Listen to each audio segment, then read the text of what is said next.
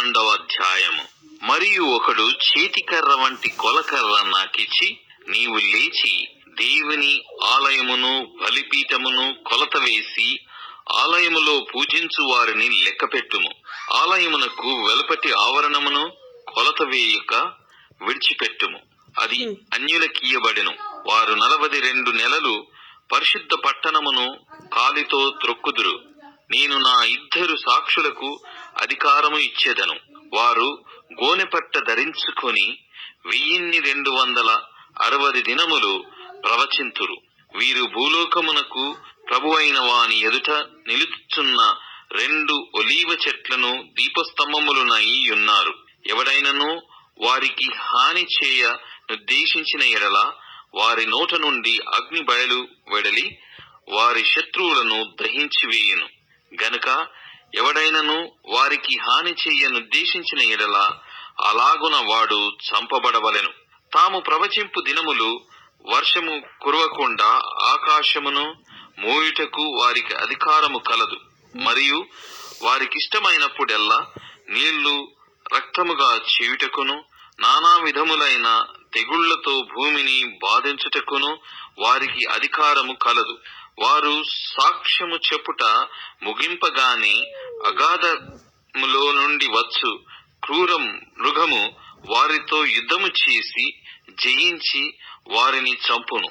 వారి శవములు ఆ మహాపట్టణపు సంత వీధిలో పడియుండును. వానికి ఉపమాన రూపముగా సొదొమ అనియు ఐగుప్తు అనియు పేరు. అచ్చట వారి ప్రభువు కూడా సిలువ వేయబడెను. మరియు ప్రజలకును వంశములకును ఆయా భాషలు మాట్లాడు వారికిని జనములకును సంబంధించిన వారు 3 దినములన్నర వారి శవములను చూచుచు వారి శవములను సమాధిలో పెట్టనీయరు.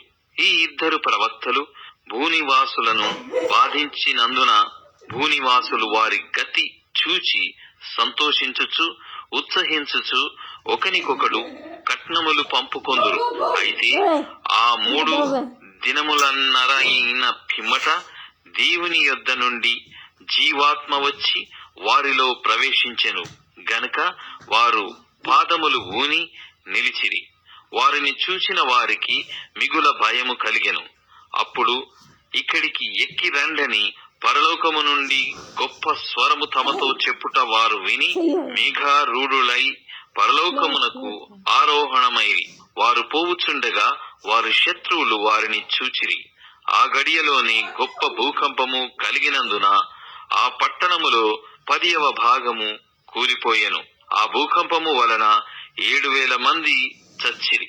మిగిలిన వారు భయాక్రాంతులై పరలోకపు దేవుని మహిమపరిచిరి.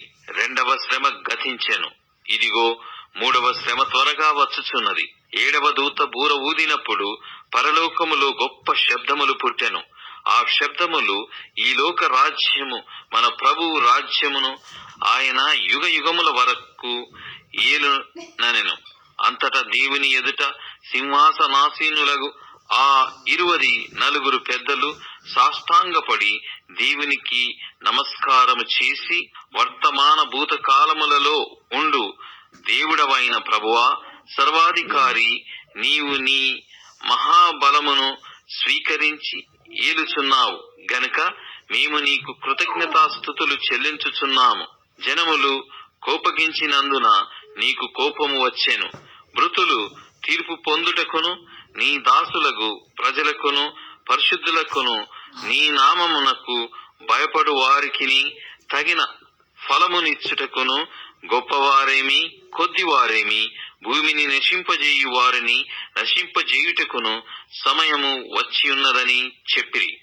మరియు పరలోకమందు దేవుని ఆలయము తెరవబడగా దేవుని నిబంధన మందసము ఆయన ఆలయములో కనబడెను. అప్పుడు మెరుపులను ధ్వనులను ఉరుములను భూకంపమును గొప్ప వడగండ్లను పుట్టెను.